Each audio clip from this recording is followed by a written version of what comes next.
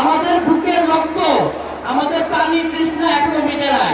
প্রয়োজন হলে আবারও আমরা আবু সাইদের মতন বুক পেটে আবারও মুক্তের মতন পানির বোতল হাতে নিয়ে রাজপথে নামবো। এই ফ্যাসিস্টের বিরুদ্ধে আওয়ামী লীগের নিষিদ্ধের কোনো বিকল্প হবে না। সেটা হোক রিফাইন আওয়ামী লীগ বা যে কোনো ধরনের আওয়ামী লীগই হোক না কেন, আমরা আওয়ামী লীগকে এই জায়গায় আর ফেরত চাই না। আমি আমার কথা শেষ করতে চাই। শেষ করার আগে একটা কথাই বলতে চাই, মাতৃভূমি অথবা মৃত্যু। ধন্যবাদ। ছয়টি যুদ্ধ, সাইদ ওয়াসিম মুক্ত, দেশের ছয়টি যুদ্ধ, সাইদ ওয়াসিম মুক্ত। সুপ্রিয় উপস্থিতি, এই মুহূর্তে আপনাদের সামনে বক্তব্য রাখবেন ছাত্র জনতার গণঅভ্যুত্থানের অন্যতম প্রাণ সমন্বয়ক, আওয়ামী লীগের খুনিদের সামনে তিনি মাথা নত করেন নাই, পুলিশের সামনে তিনি মাথা নত করেন নাই, খুনিকে তিনি ভয় পান নাই। বর্তমান গণমানুষের নেতা, হাতিয়ার গণমানুষের নেতা আব্দুল হান্নান মাসুদ, আব্দুল হান্নান মাসুদ।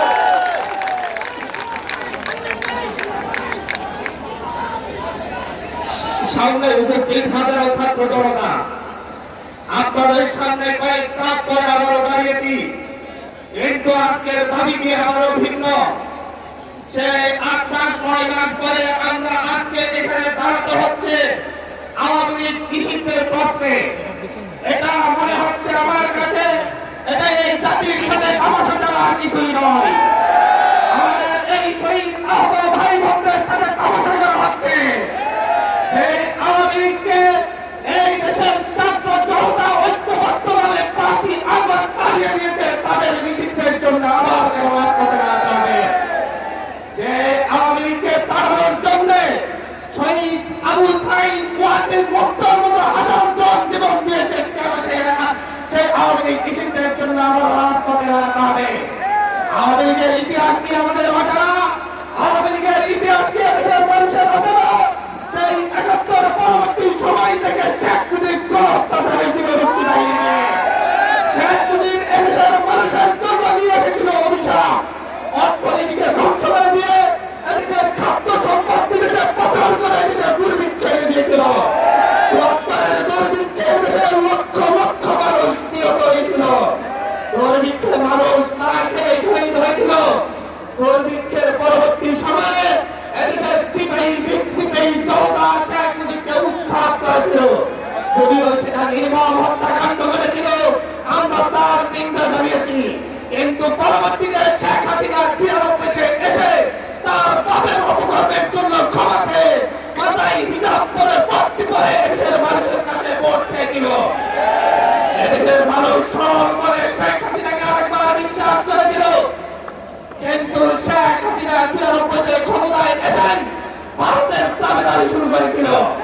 ক্ষমতায় এসেই তখন আল্লামা আজিজুল হক শাহ আইন ওলামাদের বিরুদ্ধে অবস্থান নিয়েছিল, দেশপ্রেমীদের বিরুদ্ধে অবস্থান নিয়েছিল।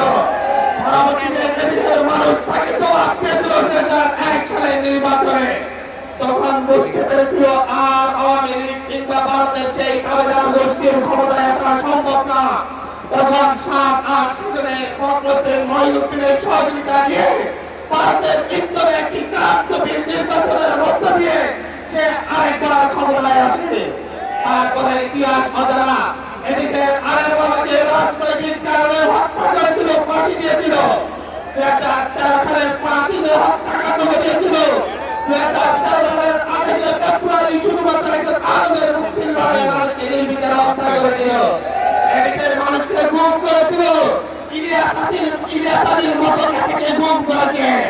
এদেশের মানুষকে গুম করে হত্যা করে নির্যাতন করে 14, 18, 24-এ নির্বাচন করেছে।